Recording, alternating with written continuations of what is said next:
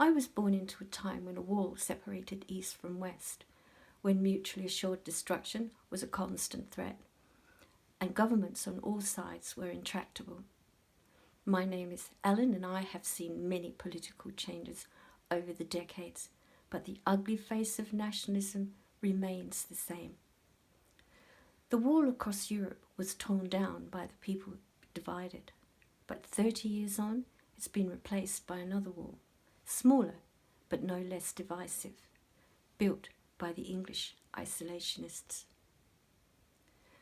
The rise of right-wing populism in this country is disturbing. Johnson and his elite boys club are in charge at a crucial time in our history, and they've made a mess of it. Yet they still get support. Are the English still tugging forelock for the ruling classes, or have they just lost their way? They wave the Union flag and shout good riddance to the EU, a flag that couldn't exist without Scotland, the nation that voted to remain part of Europe. Scotland, Liverpool, Manchester, London, and parts of Northern Ireland are all looking to the future. Even Wales has changed direction, while the English populist looks behind. The cry of "we did it in the war" is not only untrue, but it's an insult. If you're under the age of 95, you did nothing in the war. That generation built the NHS, the welfare state, and affordable housing for all. Not you. They are also the people who came from the Commonwealth to help rebuild this country after the war. Our people. People who would be deported by this shameful populist government to appease the racist xenophobe. So who am I? I'm a woman of a certain age, and I can't speak for all women, but I can talk about those that I know. Women who don't believe a populist government represents their interests. Women who would not vote for a politician because he ruffles his hair and pretends to be one of the lads. Women who are NHS workers, researchers and teachers who know what this government really thinks about their institutions. Women who remember the decade of austerity when the NHS was starved of funds. Women who remember how the Johnson government put the NHS on the table to make a trade deal with Trump and his extreme right wing. Women who remember how track and trace, along with millions of pounds of taxpayers' money, was handed over to a private company.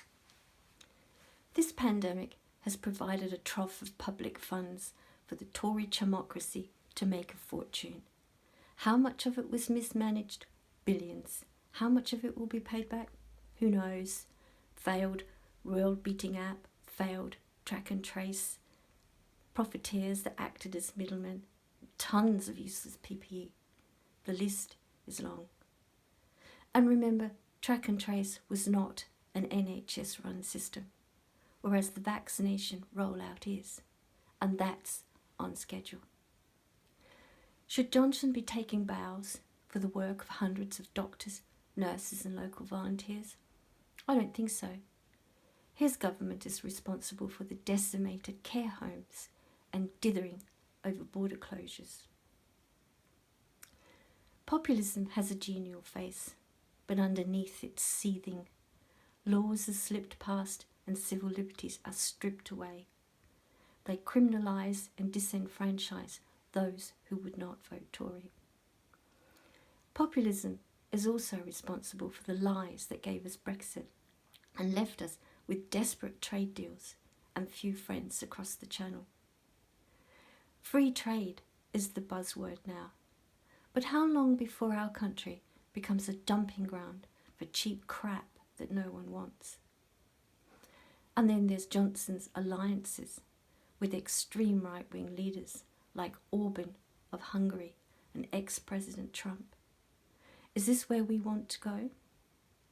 So, why am I here? Because I'm tired of being held hostage by the ill-informed and the I'm all right Jack. This is no longer Churchill's Island, and we're not fighting them on the beaches. We're a small nation in a big world, and we need our neighbours to compete and survive, because size matters. The union is falling apart because the isolationists believe we can go it alone. But this is not 1940, and we're no longer an empire. And those who did fight looked to the future. So don't align yourself with the people of the East End Blitz when you support an elitist government. Don't align yourself with the post-war generation, the people who built the NHS, when you support a government that would destroy it. Don't align yourself with those who fought for freedom when you vote for a right-wing party. And don't align yourself with those who died for free speech when your preferred government is out to destroy the BBC. Don't make alliances you're not entitled to. I'm part of the forgotten 48%, people who believe our future lies with Europe, not the extreme right wing. The English have got to stop living in the past and start looking to the future. There was no golden era, and the war is well and truly over. Information is the key, not ruffled hair and glib cliches. But the Freedom of Information Act is more difficult to access now because populist governments like to keep a tight rein on information. They don't want people to know. The union can only heal when the rifts are healed, but that won't happen while the populists are in power. I'm a woman of a certain age, and I want to see real change before it's too late.